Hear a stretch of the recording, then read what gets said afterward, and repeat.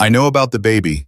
He said it the way men like him said everything quietly without anger, without the decency of raising his voice so she could at least feel the shape of the threat. Dominic Castellano was standing in the doorway of the East Wing corridor with his hands in his pockets and his eyes on her face, and Sophia stood 12 feet away with a mop in her hands, in a secret she had been carrying for 4 months. And she understood in that single suspended second that the wall she had built, every careful lie, every controlled morning, every professional smile she had pressed onto her face in this house had just come down. She had one thought, not a plan, not an exit, just one raw animal thought, not my daughter, not her. If this story already has your heart in your throat, subscribe right now and follow every single part to the very end. Drop a comment and tell me what city you are watching from. I want to see exactly how far this story travels. The pregnancy test had been sitting in Sophia's jacket pocket for 11 days before she opened it. She had bought it on a Tuesday, stood in the pharmacy self-checkout lane with it face down on the conveyor belt like it was something shameful, driven home with it in her bag, and then put it in the inside pocket of her work jacket and left it there, sealed, unopened. Because some part of her brain, the part that had kept her functioning through every impossible thing life had handed her, had made a quiet, desperate agreement. As long as the packaging stayed intact, the answer wasn't real yet. She'd worn that jacket to work every day for 11 days, felt the weight of the box every time she reached for her keys, went to sleep every night knowing it was there on the hook by the door, told herself tomorrow she would open it, tomorrow when she felt steadier. She never felt steadier. On the 12th day, her body made the decision for her. The nausea hit at 7:14 in the morning in the East Wing of Castellano Manor so suddenly and so completely that she barely made it to the staff bathroom before her knees found the tile. She knelt there for 2 full minutes, shaking one hand braced against the cold porcelain, and when it passed, she sat back on her heels and stared at the wall and thought opened the test. Her hands didn't shake when she did it. That surprised her. She had expected her hands to shake. Instead, they were completely steady, methodical, the hands of a woman who had been holding herself together through sheer muscle memory for so long that even this could not make them tremble. 2 lines. She sat on the bathroom floor for 3 minutes.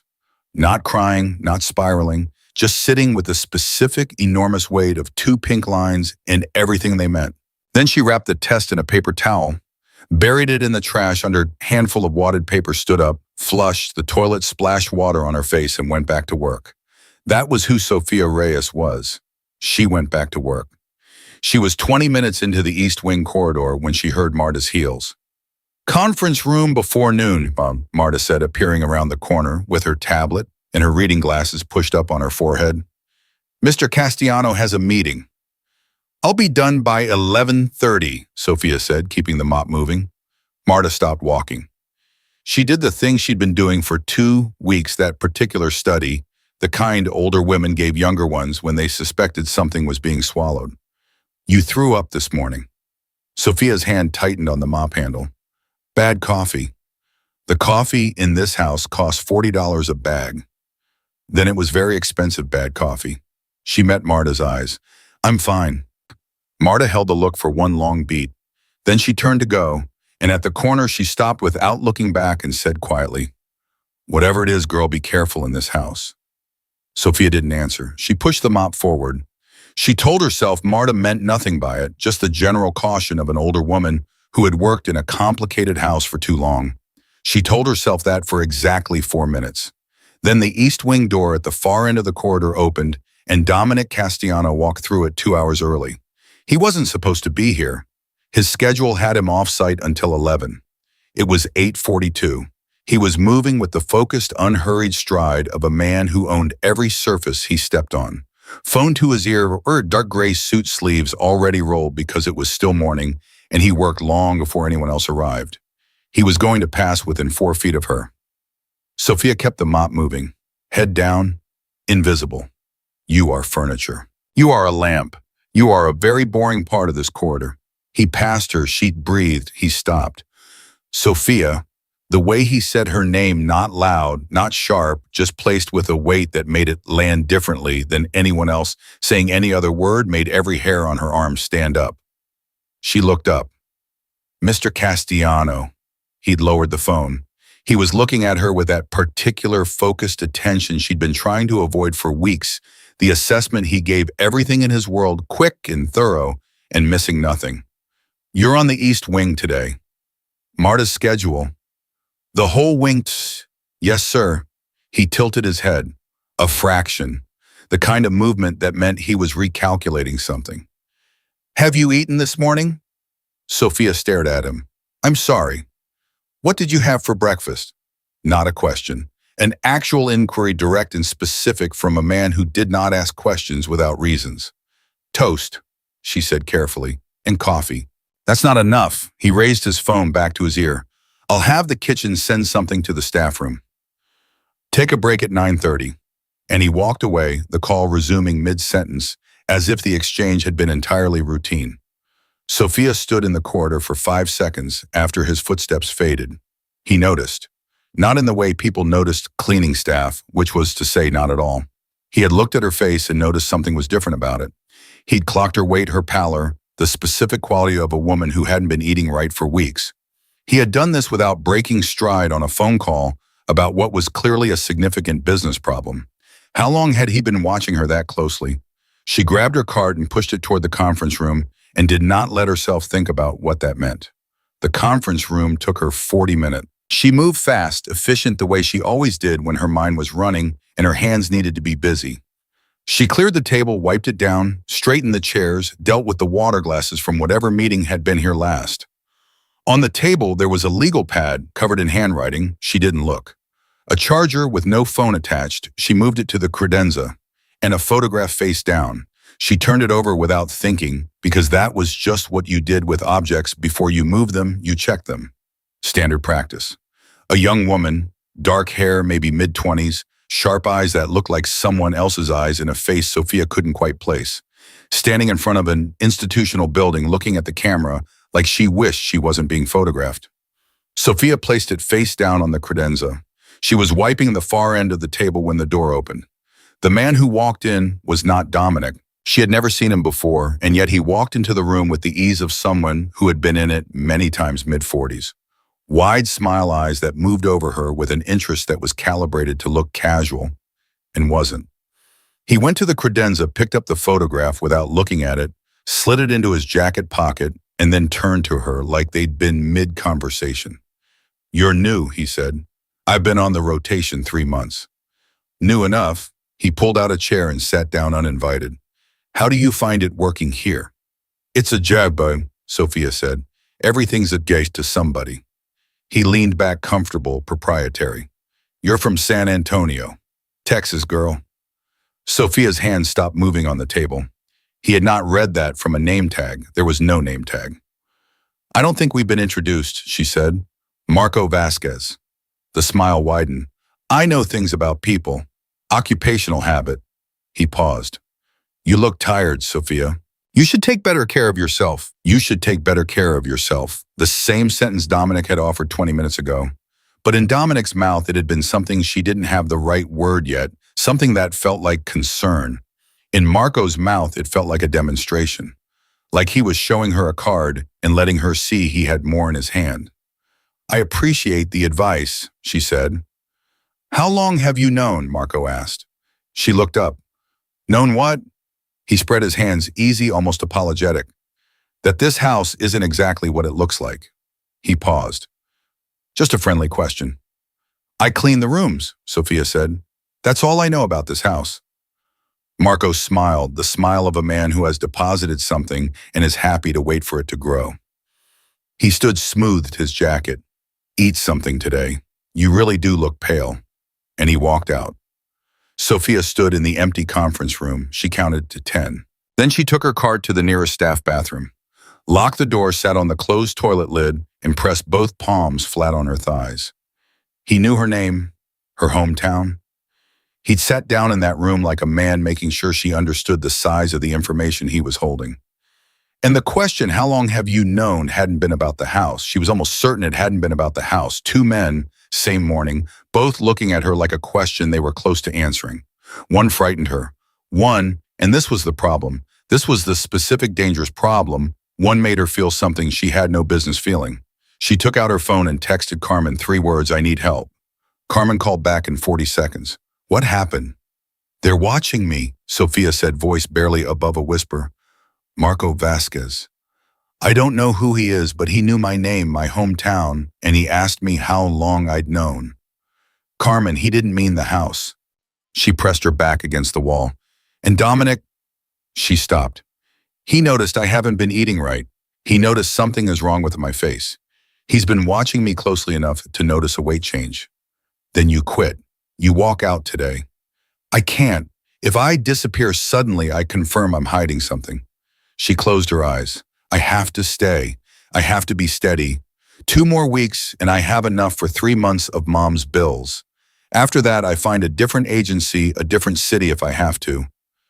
2 weeks is a long time when someone is actively looking at you. "I know." She pressed her hand flat against her stomach, under the apron, under the uniform, against the thing that was real and terrifying in hers. "I know." She got off the floor. She straightened her uniform. She went back to work. At 11:58, she finished the conference room, 2 minutes to spare. She was rolling her cart back toward the service quarter when Dominic appeared at the far end of the hall, alone, no phone, no Marco, and walked toward her with the particular quality of a man who has decided something. She kept moving, steady, professional. "Sophia," he said it when they were 6 feet apart. She stopped. The East Wing bathroom. Everything in her body stopped, her cart, her feet, her lungs. She said nothing, waited. "The trash," he said. "I check the East Wing at the start of every day. I unlock that wing. I'm the first one in it every morning." He was looking at her with no anger, no triumph, no calculation, just that direct, unfiltered attention. A pregnancy test. The corridor was completely quiet. "That could have been anyone's," she said.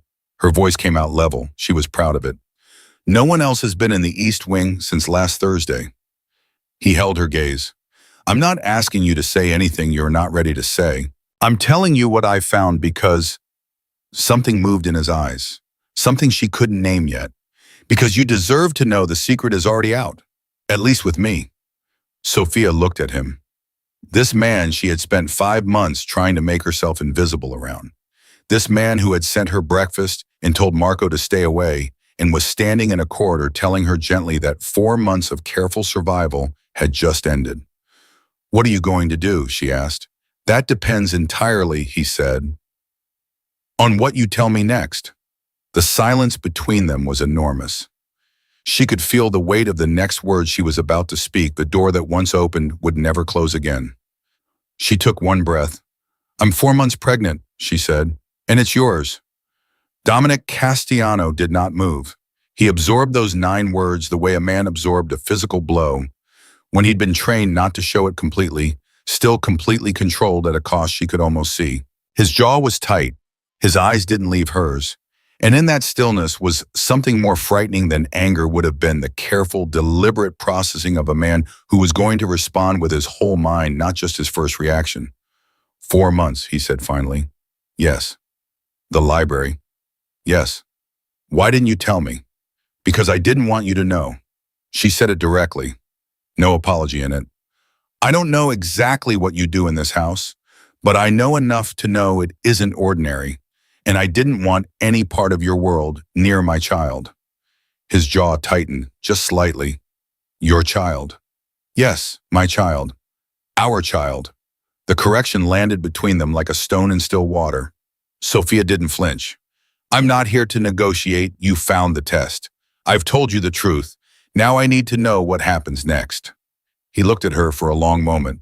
Then he said, "What happens next is I make sure you're safe, both of you." I know you don't need it," he said. "I'm going to do it anyway." And before she could respond to that, "Your safety while you're carrying my child is not a negotiation. What you do with the pregnancy entirely yours. Where you go, what you decide, who you tell, all yours, but your safety mine." He held her gaze. "That's the line." Sophia stared at him. She had prepared herself for denial, for the cold, controlled distance of a powerful man managing a problem. She had not prepared herself for this, for him to draw a line and put her on the protected side of it like it was simply the correct thing to do and he was done discussing it. It terrified her more than anything else he could have said. "I need to go home," she said. "I need to think." "I know." He stepped back, giving her the door. "Sophia." She paused. "Don't disappear. If you decide you want nothing to do with me, tell me that directly. I'll respect it, but don't go silent. I need to know you're somewhere I can reach." She didn't answer. She walked out. She kept walking until she reached her car, and then she sat in the driveway of Castellano Manor for 4 minutes, with her hands on the steering wheel and the engine running, and watched the house in the rearview mirror and felt something enormous and irreversible settling into place around her as she drove home. She called Carmen before the end of the block. "He knows," she said. "He found the test. And then I told him, Carmen, I just told him.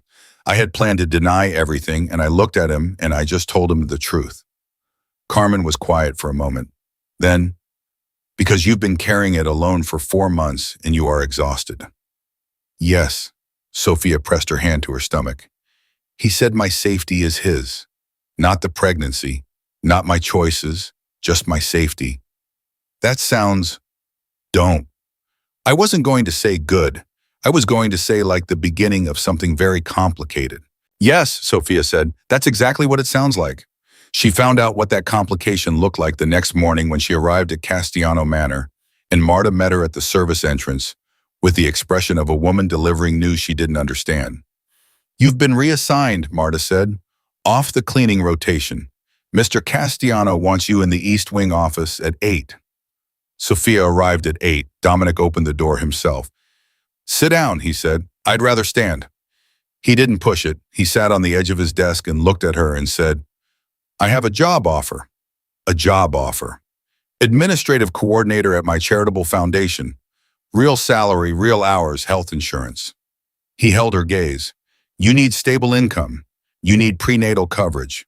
Both are true regardless of what else is or isn't happening between us." "And what do you get?" she asked. "Someone competent in that office." A pause. "And someone I can keep track of without making it obvious that I'm keeping track of them." She stared at him. "You just admitted that." "I told you I wouldn't manage you. I didn't say I wouldn't be honest." Something shifted in his expression. "Sophia, someone told Ruiz about your pregnancy within 24 hours of me knowing. I have a source problem in this house. Until I identify it, you are safer in a building I control the security on than cleaning rooms where anyone can walk in." The name landed hard. "Who is Ruiz?" "Someone we need to discuss," he said, "at length, after you tell me whether you're taking the job." She took the job. 30-day trial, her terms, her key, her schedule. She started Wednesday. She was 3 days in filing, organizing, learning the shape of a new role, feeling for the first time in months like something resembling normal when the East Wing door opened and Marco Vasquez walked through it with his wide smile and his card player's eyes. "Look who moved up in the world," he said, stopping at her desk. "Mr. Vasquez, do you have an appointment?" "Just passing through." He rested both hands on the edge of the desk. Word of advice freely given from someone who has known Dominic Castellano for 15 years. He leaned in slightly. "The things he protects tend to become things he owns. Don't confuse his attention for freedom." She held his gaze, gave him nothing. "Do you have an appointment?" He smiled one last time, the smile of a man planting a seed, and left. Sophia sat for 30 seconds after the door closed. Then her phone buzzed. Unknown number. She almost didn't pick up. "Is this Sophia Reyes?" A woman's voice. Older, careful, carrying something underneath it that wasn't quite urgency but was close. "My name is Elena Castellano. I'm Dominic's mother." A pause. "I know about the baby. I've known for 3 days. And there are things about this family, about what that child is being born into, that my son will not tell you. Because he's decided you don't need to know yet." Her voice dropped. "I disagree. Meet me tomorrow, alone. Tell no one, not Dominic, not the friend you call every evening." A beat. "There is an agreement, Sophia. Ask yourself why Dominic hasn't mentioned it. Then meet me." The line went dead. Sophia set the phone on the desk. She stared at the wall in front of her. Around her, the foundation office continued its ordinary afternoon. Keyboards, phones, the small sounds of a normal working day. An agreement. She didn't know what it meant. She knew only that the word had been placed in the conversation with the precision of someone who understood exactly what it would do to her. It was already doing it. She could feel the ripple moving through everything she thought she'd understood about the last 24 hours, rearranging it, revealing the shape of something larger underneath. She picked up her phone. She put it back down. She picked it up again and did not call Carmen and did not call Dominic. She sat with the word agreement in the quiet of the foundation office and listened to her own heartbeat and understood with the cold clarity that had carried her through every hard thing in her life that she was not at the beginning of something complicated. She was already deep inside it. She met Elena Castellano the next morning at a small cafe 3 miles from the foundation office and arrived 5 minutes early to choose her seat back to the wall-clear line to the door because she was her mother's daughter. And her mother had taught her that the first thing you did in an uncertain room was find your exit. Elena was already there. She was in her late 60s, silver-haired, dressed with the quiet understatement of a woman who had never needed to announce money because money had always announced itself for her. But what struck Sophia first was not elegance. It was the eyes, the same dark, direct intensity she had been trying to read in Dominic's face for months here in an older face that had stopped working to conceal it. You chose the wall seat, Elena said.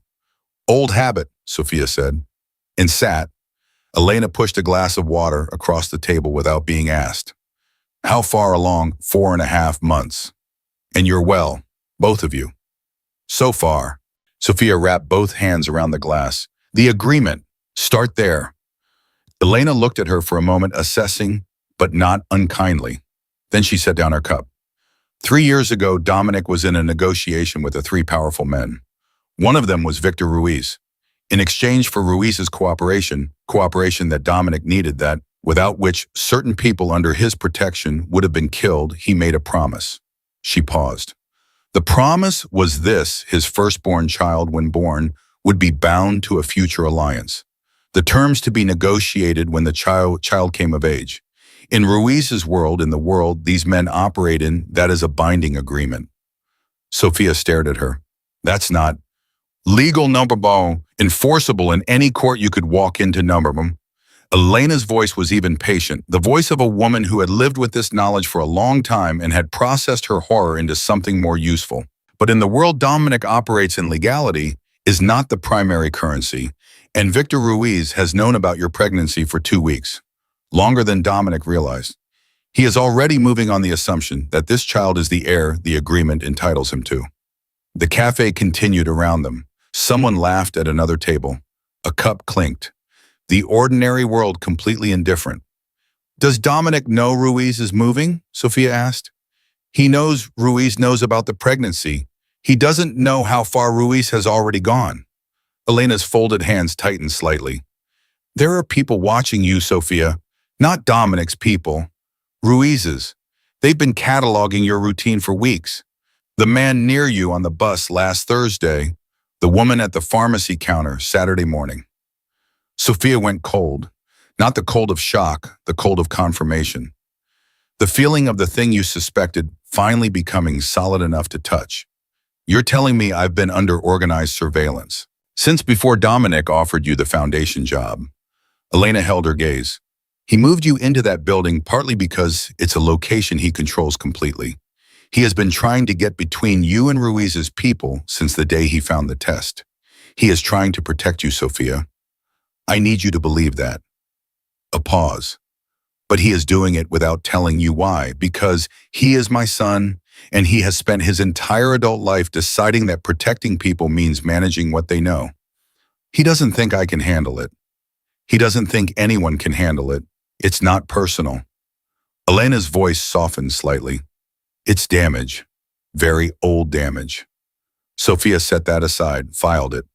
What do you want from me? Why are you here instead of going to Dominic?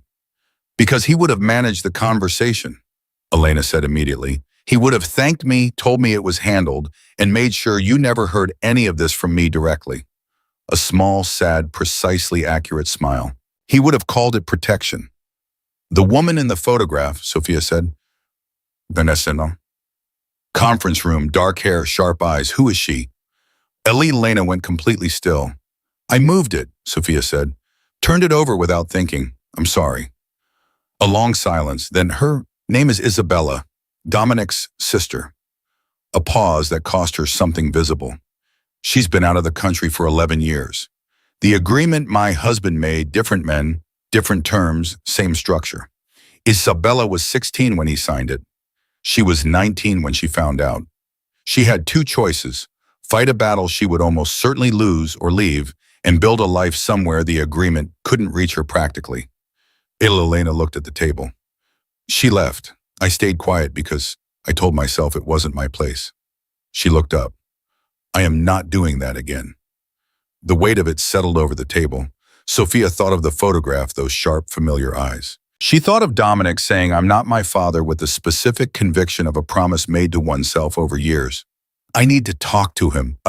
Sophia said. Yes, Elena said, but go in knowing he has been keeping things back and knowing that he believes he is justified. She reached across and placed one hand briefly over Sophia's. He is not a bad man, but he is a man who has confused protection with control for so long that he can no longer see the difference without someone forcing him to look. Sophia drove back to the foundation office in the specific cold clarity that came from having a problem's full shape finally visible. She didn't pace, she didn't spiral. She pulled up Dominic's calendar, found his Thursday afternoon window, and sent 3 words. We need to talk. His response came in 4 minutes. My office, 6 o'clock. She spent the afternoon working, filing, organizing, doing every piece of her job with exacting precision. Because work was the only thing that kept her hands from shaking and her mind from running into dark corridors it wasn't ready for yet.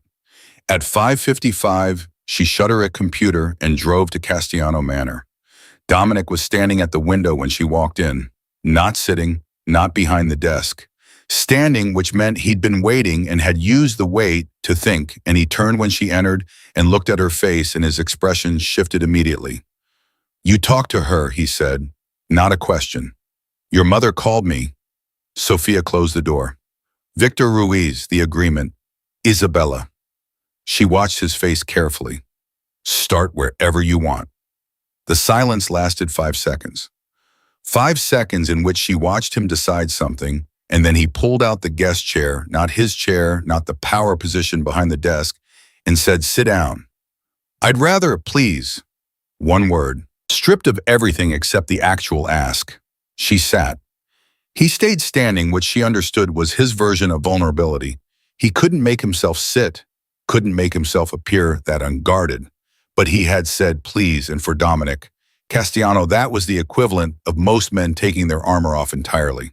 The agreement was made under duress, he said. 3 years ago, 3 people under my protection would have been killed if I didn't give Ruiz what he asked for. I did what I had to do in the moment, and I have been trying to dissolve it every day since. He met her eyes. When I found out you were pregnant, the first call I made was to my attorney, not to Ruiz, to find out how fast we could kill the agreement before it became relevant. How fast? Weeks, possibly months. It's complicated. Dominic, she said his first name. His jaw tightened. I am already frightened. I have been frightened for 4 months. Being frightened without information is worse than being frightened with it. You have to stop deciding what I can handle. He was quiet for a long moment. Then quietly, yes. Ruiz's surveillance, when did it start? The day after I found the test. His voice was controlled, but something underneath it was coiled tight. He has a source in this house. Someone fed him the pregnancy within 24 hours. I'm still identifying who. Marco Vasquez, she said, his eyes sharpened. What makes you say that? The day I started at the foundation, he came in. He already knew my name, my hometown. He asked how long I'd known, not about the house, about something else. He was testing whether I was scared enough to reach out to someone outside Dominic's circle. She kept her voice even. And he said something to me. He said the things you protect tend to become things you own. He was trying to destabilize me, create an opening. Dominic looked at her for a long, assessing moment. Then he picked up his phone and made one call, one sentence. Pull Vasquez's access, all of it, tonight. He ended the call, looked at the phone. 9 years, he said, quietly. I'm sorry, she said, and meant it. Don't be. rough underneath the control. You were right. I should have caught it. He set the phone down. Sophia, I need you to move. Your apartment, Ruiz's people know your address, your routine, your mother's name and address in San Antonio. My mother. I have someone on the way to San Antonio right now. He held up one hand before she could speak. I made that call an hour ago when my mother told me she'd contacted you. I didn't ask first because there wasn't time to ask first. I will take the consequences of that later, but your mother will be safe tonight. She stared at him. At the man who had moved on her behalf before she'd even known there was a move to make, and who was now sitting with the full knowledge that it was exactly the kind of decision she had told him not to make without her, and who was not apologizing for the action, but was taking responsibility for the method. Is she safe right now? Sophia asked. Just that, the only question that actually mattered in this moment. My driver left 2 hours ago. She nodded. Once, filed it. Meridian Street. I want to see it first. My own key, my own car, my own schedule. I'm a person in that house, not a guest you've installed somewhere safe. Yes, he said. She stood to go, and then she asked the question she'd been building toward since she sat down, the one underneath all the strategy, underneath the documents and the timelines and the logistics of surviving the next few weeks. Were you going to tell me, she asked, about the agreement? If your mother hadn't called, if I hadn't found those photographs, were you going to dissolve it first and then tell me afterward? When it was done and I never had to be frightened. He held her gaze, and then he said yes. One word, honest. It landed harder than any lie would have because it confirmed everything and because she could see in the way he said it that he already knew it was wrong, knew it, understood it, and had done it anyway because the reflex to shield the people he cared about had outrun his ability to see what that cost them. I know, he said before she could respond. I know what that tells you. Then change it, she said. This conversation right now, this is what it looks like when you change it. Documents on the table. No managed version, just information given as it comes. She was at the door when he said her name. She turned. Our daughter. He said it like that, not the baby, not the child. Our daughter. Like he knew the same inexplicable way she knew the same certainty that had nothing rational underneath it. I want to be there for the appointments, for whatever comes next, not managing it, just present. A pause. If you'll allow that. She looked at him for a long moment. We'll figure it out, she said. The honest answer, the only one she had. She drove to Meridian Street. She called Carmen. Carmen answered on the first ring, and Sophia talked for 20 minutes straight, and by the end, Carmen said, you went in there to stay angry, and you came out with documents and a phone number for his sister. He said our daughter, Sophia said quietly. Carmen was quiet for a moment. That's not nothing. No, Sophia agreed, it's not. She went to bed at 10. She lay on her back with her hands on her stomach and talked to her daughter the way she had started doing every night since the 5th week, just talking quietly without self-consciousness, the running monologue of a woman who had found the most unconditional audience available. Today was complicated, she said, but you're still safe. That's what matters most. She felt the flutter, the first real one, low and unmistakable, a small presence making itself known. Hi, she said, and the word came out softer than she'd intended. I know we're in a complicated situation, but I'm going to figure it out. A pause. I promise, ding. She called Isabella Castellanos' number at 10:15. She didn't expect an answer. She was calling a stranger from a Swiss country code at midnight European time, held together only by the accident of loving the same complicated man in entirely different ways. The call connected on the 3rd ring. Sophia, warm accented, already familiar in a way that shouldn't have been possible. I hoped you'd call. I'm sorry it's late. Don't be, I've been waiting. A pause. How are you, the baby? We're both okay, considering. Yes. A quiet exhale, not quite a laugh. Considering. Then, he told you about me. Your mother did first. Of course she did. A beat. Sophia, I need to tell you something, not as a warning, as information from someone who has had 11 years of very clear sight of my brother from a safe distance. She paused. He is the most protective and the most infuriating person I have ever known. He will make decisions for you before you've finished your sentence. He will manage what you know. He will surround you with safety until you feel simultaneously protected and imprisoned. Her voice was steady, lived in, real. And he will not understand why that's a problem until someone forces him to understand, repeatedly, with great specificity. I've been working on that, Sophia said. Isabella's voice warmed. Good, don't stop. A pause.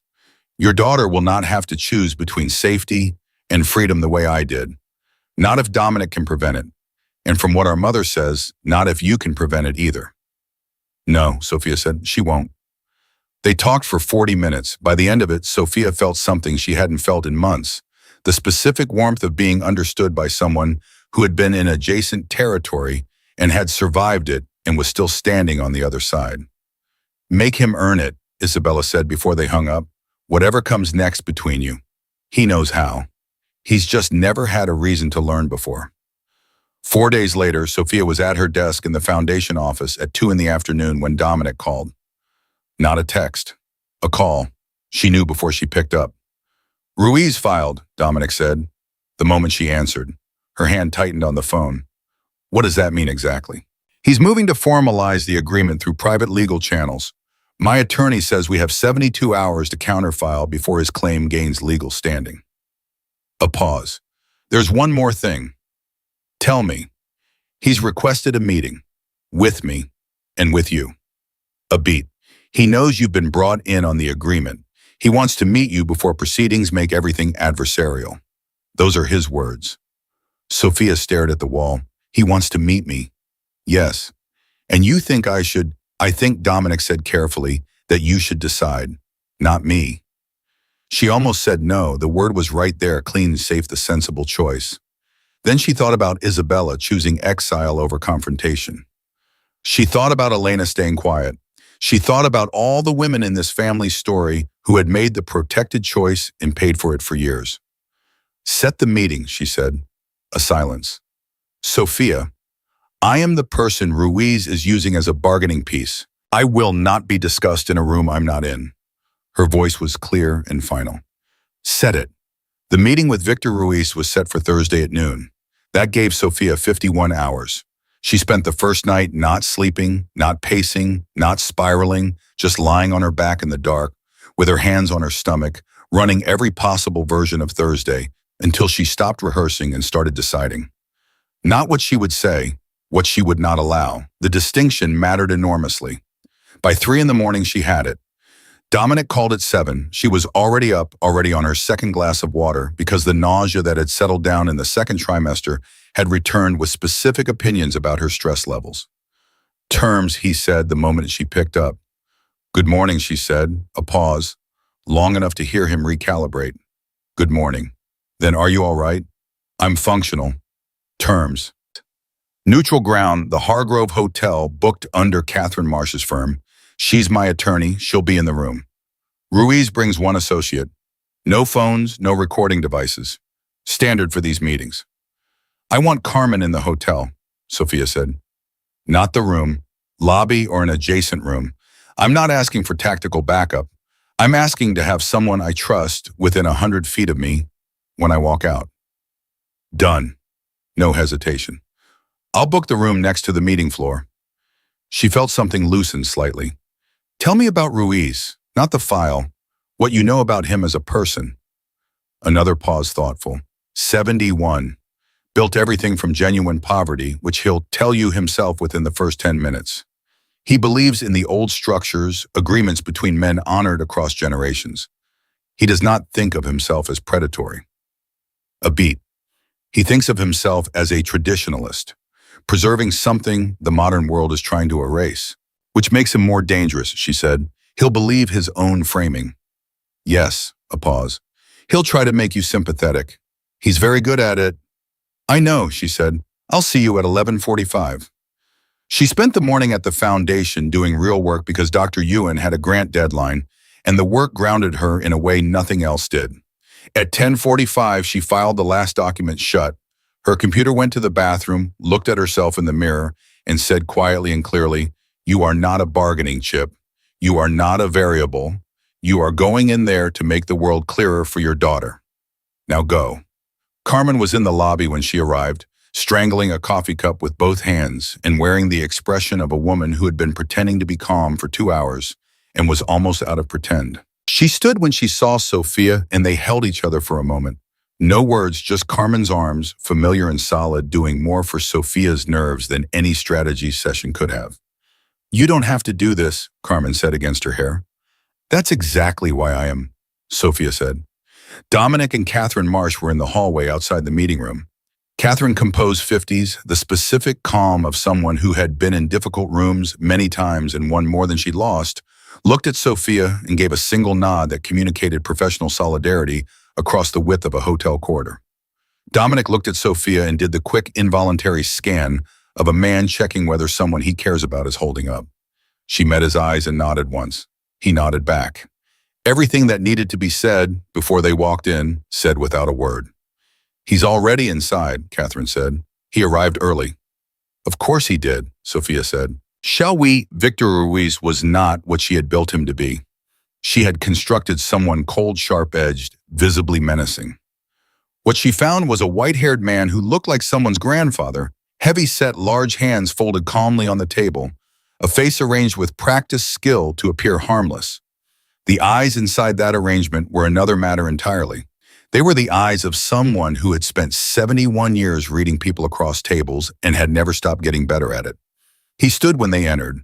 He extended his hand to Sophia, first bypassing Dominic entirely, and the move was so deliberate and so elegantly executed that she almost admired it. "A statement, you are why I'm here." She shook his hand, firm brief released immediately. "Ms. Reyes," he said, "thank you for coming." "Mr. Ruiz," she sat. He settled back into his chair and looked at her the way a jeweler looked at something brought in for appraisal, careful, comprehensive, and essentially commercial. "You're not what I expected," he said. "I get that a lot." Something moved in his eyes, appreciation almost for the deflection. "I imagine you have been told unflattering things about me." "I've been told accurate things," she said. "I prefer accuracy." He smiled, the first real one. "Then let me be direct because I think you'd prefer that to theater. The agreement I made with Dominic's father was made in good faith under the customs of our world. It was not made with malice. It was not made against you. It was made before you existed in this equation." "It was made about a child who didn't exist yet," Sophia said, "which is worse than making it about a person. A person can consent or refuse. An unborn child cannot." A pause, slight. He hadn't expected that particular angle. "Perhaps," he acknowledged, "but the agreement exists, and I am here not to threaten, but to propose a resolution that avoids the ugliness of formal proceedings." He unfolded his hands. "The agreement concerns alliance, not the child herself. What the child represents, a continuation of the Castellano line in a direction I can work with. What I'm proposing is a renegotiation. The child's name is removed from the document entirely. In exchange, a formal acknowledgement that certain business interests remain aligned for the next decade. Everyone moves forward." Sophia looked at him, at the careful reasonableness of every word, at the architecture of an argument designed to make refusal appear irrational. He was good. He was genuinely very good. "You want to trade my daughter for a business deal," she said. "I want to remove your daughter from the equation. Mr. Ruiz." She leaned forward very slightly. "I appreciate the reframing. You've done it well. But my daughter is the only reason we're sitting in this room. Without the pregnancy, you have no leverage. Without the child, Dominic has no reason to agree to territorial alignments on your terms. She is still the instrument, even if she's been written out of the final document."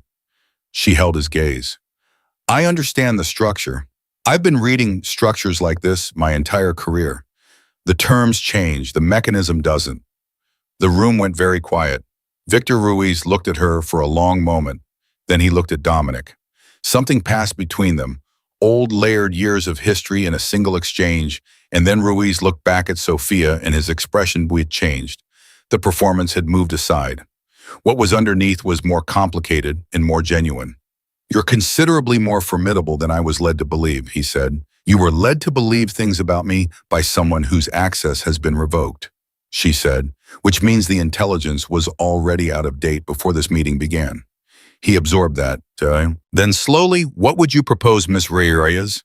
This was the moment, the one she had found at 3 in the morning in the dark with her hands on her stomach, not rehearsed, not performed, but decided. Absolute.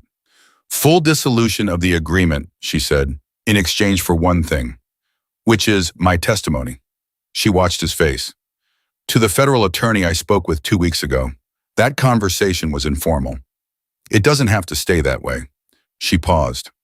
I have documentation of 5 months of organized surveillance conducted on a private individual. Dates, patterns, locations, photographs, combined with the original agreement and its terms, a federal attorney would find the full picture extremely compelling. She kept her voice completely even, conversational. Dissolve the agreement today in writing, witnessed by both legal representatives, and that conversation remains personal and private, permanently. A beat. Or I make a phone call. The silence that followed was the loudest thing Sofia Reyes had ever sat inside. Ruiz looked at her, at Dominic, who had not moved, not spoken, whose expression was completely controlled, except for something in his eyes that might have been under different circumstances recognition. At Catherine Marsh, who had the face of a professional who had not anticipated this and was rapidly recalibrating. Then back at Sofia. You came here to threaten me, Ruiz said. Not angry, almost the word was absurd under the circumstances, but it fit impressed. I came here to give you an exit, she said. A clean one. There's a significant difference. Another silence. Ruiz turned to his associate, the only time he had acknowledged the man, and something passed between them in a look. The associate gave one small nod. Ruiz turned back. Catherine, he said, draft the dissolution. Catherine's pen was already moving. It took 40 minutes. 40 minutes of precise language and careful review. And Ruiz's attorney called in from the lobby where he'd been waiting, reading every line with the focused intensity of a man who understood exactly what was being surrendered and was making sure nothing had been left out. Sofia sat through all of it without fidgeting, without looking at Dominic, without showing anything on her face beyond calm, professional attention. When it was signed, every line, every witness dated, informal, and done. Ruiz stood. He looked at Sofia one final time with an expression she hadn't expected, complicated, real, something close to respect. Your daughter, he said, is going to be extraordinary. Yes, Sofia said, she is. He left. His associate followed. The door closed, and the three of them, Sofia, Dominic, Catherine, sat in the room's sudden different quality of silence. Catherine gathered her documents with efficient speed, stood, paused. Miss Reyes, in 22 years of practice, that was the most controlled negotiation I have witnessed. A beat. Well done. And she was gone. Sofia and Dominic were alone. The federal attorney, he said, was it a bluff? She looked at him directly. No. He was quiet for a moment. It would have pulled my entire operation into federal scrutiny. I know. You were willing to do that. Dominic. She turned to face him fully. I would have done whatever it took to dissolve that agreement. Not to damage you, not to burn anything down. But my daughter does not enter this world as anyone's instrument. Not Ruiz's, not yours, not anyone's. She held his gaze. I need you to understand that. Completely. Not manage it, not file it away, actually understand it. Because whatever comes next between us, that is the ground it's built on. She is free. She is not currency. She is not continuation. She is a person, and she is mine, and she is first on, always. Dominic looked at her. And then for the first time in all the months she had watched him control every expression, every reaction, every degree of what he allowed other people to see, he let go. Not of composure, not of the steadiness that was bone deep in him, but of the distance. The careful, strategic distance he kept between himself and the things that mattered most, because caring too much and showing it had always been a liability he couldn't afford. I know, he said. I've known it since the night you came into my office and told me the truth when you could have kept lying. He paused. I'm not going to manage you. I don't know how to stop entirely. It's built into how I function. But I'm asking you to keep calling it out when I do it. The way you have been. Don't stop. You can count on that, she said. She stood, picked up her bag, and he did something she hadn't expected from Dominic. Castellano. He moved around the table and stood in front of her, not blocking her way, not positioning, just standing close enough that she could see his face doing everything it did when he stopped managing it. Thank you, he said, for walking into that room, for not letting me be the only one in it. That's what equals do, she said. She walked out. Carmen was already coming off the elevator. Apparently, the hotel room had exceeded her patience sometime in the last 20 minutes, and when she saw Sophia's face, she stopped. Done, Carmen said. Done. Carmen crossed the distance and grabbed both of Sophia's hands and looked at her with the intensity of a woman who had been holding herself together from the lobby for 2 hours out of pure love. Are you okay? Yes, Sophia said, and meant it fully and completely for the first time in 5 months. I'm actually okay. Isabella Castellano came home 3 weeks later without announcing it. She appeared at the foundation office on a Tuesday morning, walked up to Sophia's desk, and stood there, dark-haired, sharp-eyed, exactly the woman from the photograph. Photograph, but warmer, more tired, more real, and said simply, I wanted to meet you before the baby came. Sophia stood up. They looked at each other across the desk with the recognition of two women who had been in adjacent versions of the same story and had both survived it differently. You look like your brother, Sophia said. Isabella's mouth curved. Everyone says that. He hates it. Her eyes moved to Sophia's stomach, 7 months now unmistakable. She's going to be beautiful. She's going to be loud, Sophia said. I can already tell. Isabella laughed real warm, the kind that changed her whole face. Good. This family desperately needs loud. They had lunch. They talked for 2 hours. Isabella told her about Switzerland, about the life she'd built there, about the questions she'd been carrying for 11 years. Dominic's name came up exactly 4 times, and each time it was handled the way you handled a complicated truth directly without drama, with the full acknowledgement that complicated wasn't the same as wrong. What made you come back now? Sophia asked.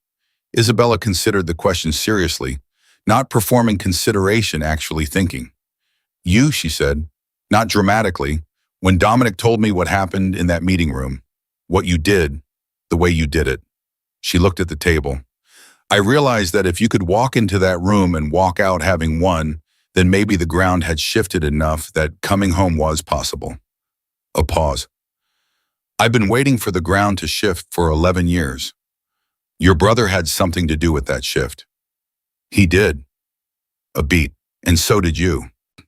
They sat with that for a moment. The truth of it, the weight of what two women, one still figuring it out and one 11 years out, the other side could recognize together that neither could have fully seen alone. You're here now, Sophia said. I'm here now, Isabella agreed. 2 weeks later, on a Thursday morning, in the 36th week, the baby came. Early by 3 weeks. Fast and insistent and entirely decided, arriving with the specific urgency of someone who had been ready for a while and was done waiting for everyone else to catch up. Dominic was in the hospital.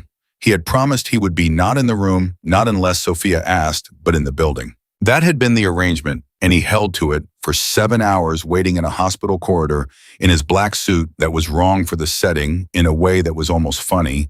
And it occurred to Sophia later that it was probably the first time in his adult life he had sat in a corridor waiting for something he could not control or manage or move. At the end, she asked him to come in. He came in and stood where she could see him and didn't say anything. Just was present, and that specific quality of presence without agenda was exactly what she needed and what she hadn't been sure he knew how to give. When it was over, when the nurse placed Lucia in her arms for the first time, small and certain, and already looking at the world with the focused attention of someone taking inventory, Sophia felt the specific, unnameable feeling of a long journey arriving at the place it was always going. She looked up. Dominic was 3 feet away. Do you want to hold her? She asked. He crossed the room. He took his daughter with the careful, slightly uncertain hands of a man who was competent at almost everything and had just discovered a frontier of incompetence, so enormous it humbled him completely. He held her like she was something he was terrified of dropping. And when Lucia turned her head toward him, instinctive, immediate, already following warmth, the look on his face was the most unguarded thing Sophia had ever seen on a human being. Hi, he said, very quietly, to his daughter, just that one word. Lucia made a sound. Definitive, decided. Carmen from the chair in the corner, where she had been stationed for 9 hours and was never going to let Sophia forget, it said softly, she's already running things. She comes by it honestly, Sophia said. Later, much later, after Carmen had been gently removed and Dominic had returned Lucia to her mother and was sitting in the chair beside the bed, in the kind of silence that needed nothing added to it, Sophia said the name. For the first time out loud to the people, it needed to be said to. Lucia, she said. Dominic was quiet for a moment. Your grandmother's name. She looked at him. You knew that. I know a lot of things about you, he said. I know I'm not supposed to know most of them. I know I used information in ways that weren't fair to you. He held her gaze. I'm going to spend a long time earning back the ground I didn't have a right to take. I'm not asking for forgiveness tonight. I'm just telling you it's the work I intend to do. Sophia looked at her daughter, at the man beside her, at the shape of what she was holding, not a resolution, not a clean ending, but something true and real and built on honest ground. Then do the work, she said. I'll be watching. Outside the window, the city moved through its ordinary Thursday traffic and voices and the sound of the world carrying on without knowing that something had shifted in one hospital room. But it had shifted. The agreement was gone, dissolved, and witnessed and finished. The surveillance was over. Marco was gone. Ruiz had taken his exit. Isabella was sleeping in her childhood bedroom for the first time in 11 years. And Sofia Reyes, who had walked into a stranger's mansion with a cleaning cart in a secret in 4 months of silent terror, who had sat across from dangerous men and told the truth when lying was easier, who had refused at every single crossroads to be managed, protected, positioned, or owned, held her daughter and felt with absolute clarity that she was not the woman who had stood in the East Wing bathroom, staring at 2 lines and thinking, he can never know. She was someone who knew exactly who she was, who had proven it in rooms where the stakes were real and the exits were few, who had walked into every hard conversation with her eyes open and come out the other side with more ground than she'd started with. Lucia yawned, tiny, absolute, unimpressed by everything that had preceded her arrival. Sophia laughed real and deep and entirely without performance. The laugh echoed in the hospital room and then settled into the quiet, and Dominic looked at her when she laughed. Looked at her the way he'd been learning to look at her without management in it, without strategy. Just directly the way a man looked at something he had spent a long time at a careful distance from and had finally at significant cost to himself allowed himself to be close to. What? She said. Nothing, he said. He stopped. It's good to hear you laugh, like that. Like what? Like you mean it. He looked at Lucia, then back at Sophia. You didn't for a long time. I was a little preoccupied. I know.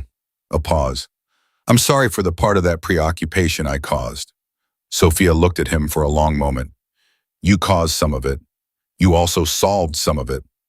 She shifted Lucia slightly in her arms. That's probably the most honest assessment of you I have.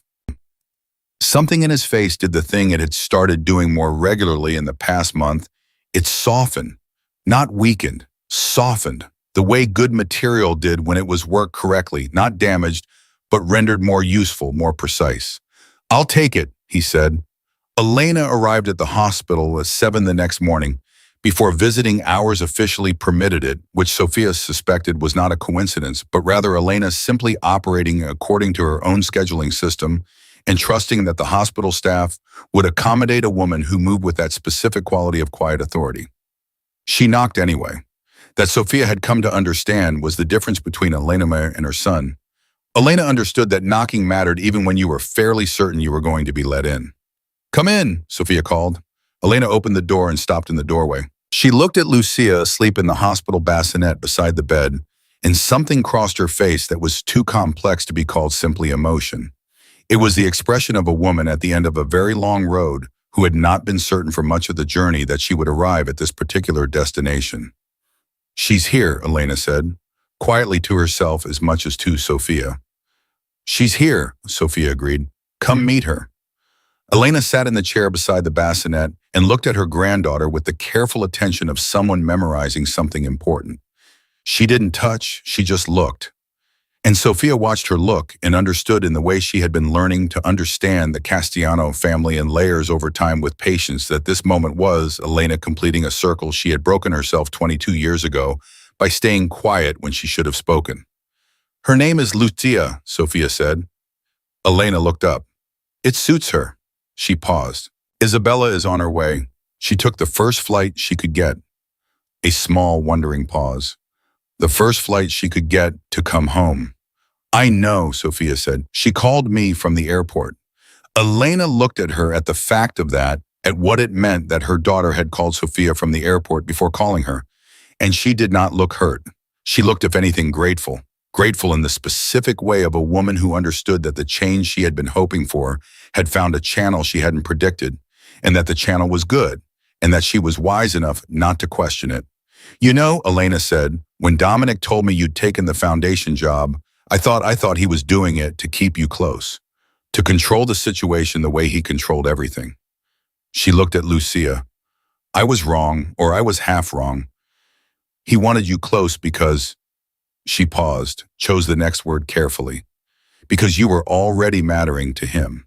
And men like my son don't know how to let things matter to them without building walls around them first. I know, Sophia said. I've been knocking holes in the walls. Elena looked at her, and for the first time in all the conversations they had had across cafe tables and phone lines, in the complicated space of two women navigating the same difficult man, she laughed, full real, startled out of her composure. Yes, she said, you have been, quite effectively. Dominic arrived at 9 with coffee he had made himself. Sophia knew because it was from a travel mug she'd seen in his office, not a hospital cup, and he handed it to her without ceremony, and then looked at his mother, and they regarded each other for a moment with the layered, complicated warmth of people who had caused each other significant pain and were still, through all of it, on the same side. She looks like Isabella did, Elena said. Dominic looked at Lucia. I thought the same thing. Isabella will be here by noon. I know. He had known, which meant Isabella had called him too. Sophia filed that away, the beginning of something between the siblings that had been interrupted 11 years ago and was now tentatively resuming. She would not interfere with it. She would make room for it. Carmen arrived at 10 with food that was not hospital food, which Sophia accepted with the pure gratitude of a woman who had been surviving on institutional scrambled eggs for 18 hours.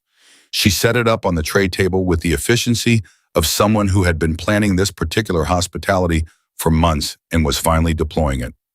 Hi, Lucia, Carmen said, leaning over the bassinet. I'm your Aunt Carmen. We're going to have a lot of conversations your mother doesn't know about. She looked up. I'm saying this in front of you, so there are no surprises later. I'm right here, Sophia said, and yet this is already between me and Lucia. Carmen sat.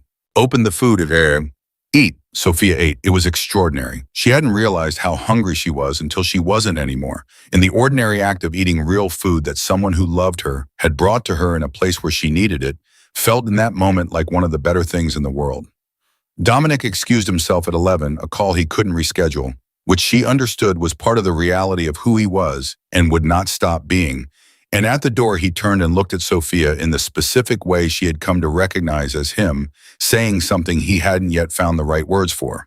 She had learned to wait it out because the words, when they came, were always worth waiting for.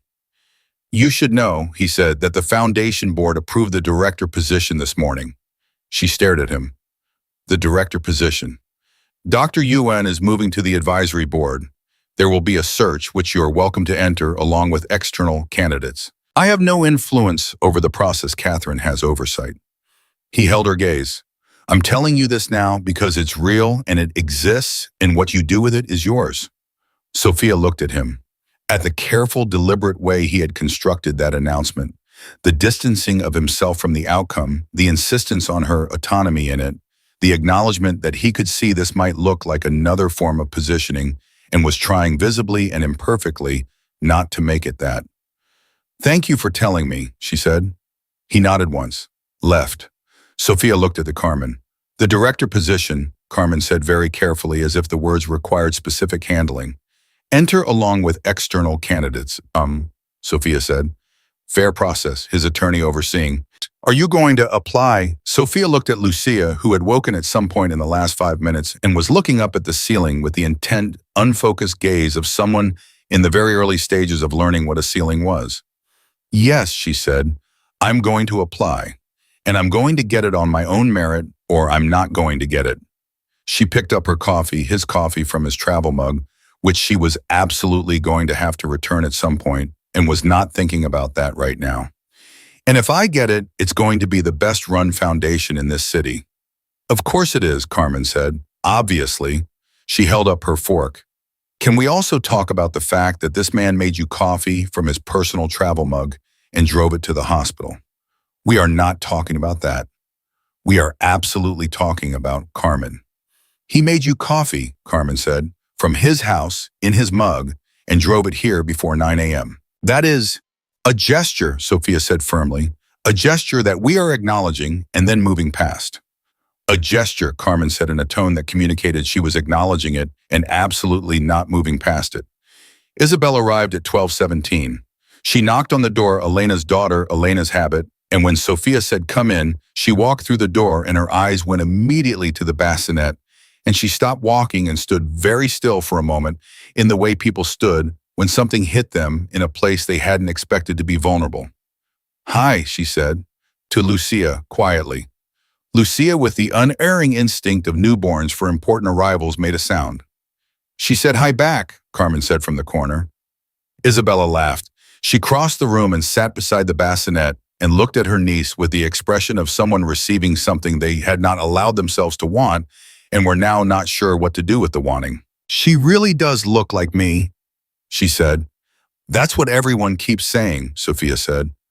"We're very good looking," Isabella said with the absolute seriousness of someone making a factual statement, and Sophia laughed and the room was warm and full and suffused with something that had taken a very long time and a great deal of difficulty to arrive at. Dominic came back at 3. He stopped in the doorway when he saw Isabella, and they looked at each other across the hospital room, 11 years of distance between them, 3 weeks since she'd come home, and this the first time they'd been in the same room since the day she'd left. Sophia watched it happen. She did not look away. She felt it was important not to look away, not to give them private space for this particular moment, because the private space was what had swallowed so many of this family's important moments before. "You're here," he said. "I'm here," Isabella said. And then she stood up and crossed the room and put her arms around her brother and Dominic, who did not hug people, who did not make himself physically vulnerable, in the presence of witnesses who had spent 35 years building a composure that functioned like armor, put his arms around his sister and held on, and Sophia looked at Lucia and gave them 30 seconds of not being watched. Then she looked back because some things deserved to be witnessed. The evening quieted gradually. Elena left. Carmen left with the promise of returning tomorrow with better food and a very specific list of questions she intended to ask Lucia directly. Isabella left last, hugging Sophia at the door with the warmth of a woman who had decided somewhere between Zurich and this hospital room that she was done keeping certain things at arm's length. "I meant what I said," Isabella told her at the door. "I'm here, whatever you need, that's not temporary." "I know," Sophia said. "Thank you for coming home." Isabella looked at her. "Thank you for making it worth coming back to." The door closed. Sophia sat in the quiet of the room with Lucia in her arms and the city outside the window and the particular enormous stillness of a day that had contained multitudes. Dominic was in the chair beside the bed. He had stayed.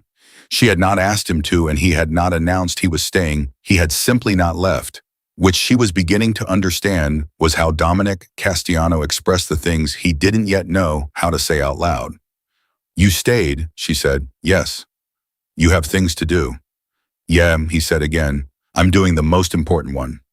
Sophia looked at him, at his face open in the lamplight in the way it was only when he forgot to manage it, which was happening more frequently, and which she was tracking without comment, filing it away with all the other evidence of a man who was slowly, imperfectly, at significant personal cost, learning a different way to be in the world. "Dominic," she said, "what do you want? Not what's strategic, not what makes sense given all of this. What do you actually want?" The question clearly surprised him. He was quiet for a moment, not managing the silence, actually thinking inside it. "I want to know her," he said finally, looking at Lucia. "I want to know who she is, not who she's supposed to be, what she thinks is funny, what she's afraid of, what she decides she wants to be." He paused. "I want to be someone she trusts, that I want to earn that." He looked at Sophia. "And I want more of this." This, she said, what this is. He gestured slightly at the room. The lamplight, the quiet, the two of them on the same side of a situation for the first time without a negotiation or a crisis between them. Whatever word there is for this. Sophia thought about what Elena had said. He confuses protection with control because in his world, they've always been the same thing. She thought about Isabella home for the first time in 11 years. She thought about what it had taken to arrive at this particular quiet, this particular room, this particular version of herself that had walked into hard places and walked back out, standing. I think, she said carefully, that there are a lot of things we haven't said yet, and a lot of things we need to figure out that aren't going to be figured out tonight. She looked at him. But I think in the meantime we could try being honest, all the way honest, and see where that goes. I can do that, he said. I know you can, she said. I've seen you do it. I want you to do it consistently. I'm going to fail at it sometimes. I know, and I'm going to tell you when you do. She shifted Lucia, who was beginning to make the specific sounds that preceded the very specific requests of a newborn. And you're going to listen. I'm going to listen, he said, and she believed him. Not because he was perfect, not because the road ahead was clear or simple, or without the complications that came with who he was and the world he inhabited, but because in every moment that had mattered in the corridor, when he told her about the test in the office, when he put the documents on the table in the hotel meeting room, when he sat beside her instead of in front of her, he had shown her the shape of what he was capable of when someone required it of him. She had required it. She intended to keep requiring it. Lucia made her decision known. Here, Sophia said, holding her out. Dominic took his daughter. He held her against his chest with the careful, slightly humbled hands of a man who had learned in the last 24 hours that there was a category of importance he had never previously accessed, and that it was larger than anything else he had ever held. He stood by the window with her, and she quieted immediately, decisively, as if the solidity of him was exactly what she required, and he looked out at the city with his daughter against his chest and his face entirely unguarded. Sophia watched him. She felt the full weight of where she was, not the resolution she might have written for herself a year ago, not the clean exit, not the simple story. Something more complicated and more real, and under all its difficulty, genuinely hers. She had walked into this man's house invisible and walked out of it known. She had carried a secret alone until she couldn't, and then she had told the truth, and the truth had been harder and better than the secret in every way that mattered. She had sat across from powerful men and refused to be positioned. She had built something, a job, a life, a network of women who showed up for each other inside a situation that had been designed to contain her. And now she was in a hospital room with her daughter in the arms of the most complicated man she had ever met, who was standing at the window in a suit that cost more than her first month's rent at Castellano Manor, holding a 6-pound person with the focused, reverent attention of a man who finally understood what he had to lose. Lucia made one small sound. I know, Dominic said to her quietly. I know. Sophia did not know exactly what he meant. She suspected he was talking to himself as much as to Lucia, acknowledging something he hadn't let himself acknowledge before. The cost of the years he'd spent protecting people from a distance. The weight of what distance cost the people who needed something else. The specific, irreversible moment of understanding that some things could not be managed from the outside. They had not said the words. She did not know when they would, or whether the words would be enough when they did, or how the shape of what this was between them would settle over the months and years ahead. She knew it would be imperfect. She knew it would require the same direct, honest, uncomfortable conversations they had been having since the first one in his office, and that those conversations would not get easier just because they'd had practice. She knew all of that. She was not afraid of it. Outside the window, the city went on ordinary and enormous and indifferent. Inside the room, Dominic turned from the window and looked at Sophia, and she looked back at him, and Lucia looked at nothing in particular, with the profound concentration of someone taking first inventory of the world, deciding what she thought of it. She's going to be fine, Dominic said. Isn't she? More than fine, Sophia said. He nodded. Once. Like a man confirming something he needed confirmed. Sophia Reyes had walked into Castellano Manor with a cleaning cart and a secret she was terrified of. She had walked out with the truth, a daughter, and the absolute unshakable knowledge that she was the author of her own story, not the subject of someone else's protection, not a variable in someone else's plan, not a woman to be managed or positioned or kept safe from information about her own life. She had required honesty and received it. She had demanded a seat at the table and taken it. She had walked into the hardest room and walked back out standing. Whatever came next, she was walking into it the same way, with her eyes open, her daughter in her arms, and not a single thing about herself left in the dark. That was not a beginning. That was not an ending. That was exactly precisely who Sofia Reyes had always been. She had simply finally stopped letting anyone tell her otherwise.